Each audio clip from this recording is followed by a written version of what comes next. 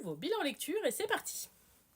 On commence chez Kurokawa avec les romans 5 et 6 de Fullmetal Alchemist. Donc c'est un tome qui regroupe 2 romans.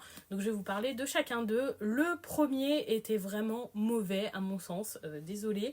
Mais le plot twist se devine très très tôt. Je dirais qu'au bout de la 30e page sur 200, j'avais déjà compris la finalité de ce roman. Résultat, la lecture a juste été longue et plate. C'est trop dommage. Le deuxième roman se concentrait plus sur le personnage de Winry et sur son quotidien dans son nouveau travail. C'était sympathique, mais c'était pas ultra prenant comme récit et il n'y avait pas de grands enjeux. Je dirais que si vous aimez bien FMA, c'est peut-être chouette de découvrir ces romans, mais même pour moi qui suis archi fan du manga, je trouve pas que ce soit une lecture exceptionnelle.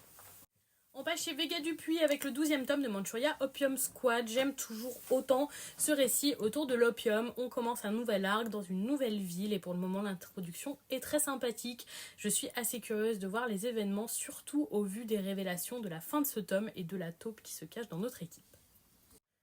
On termine ce bilan avec le premier tome de The Summer Hikaru Died. J'ai lu beaucoup d'avis positifs sur ce titre et j'avoue que je n'ai pas été emballée. Je ressens un gros malaise à la lecture. Je pense que c'est voulu par l'auteur, mais c'est pas quelque chose qui me plaît.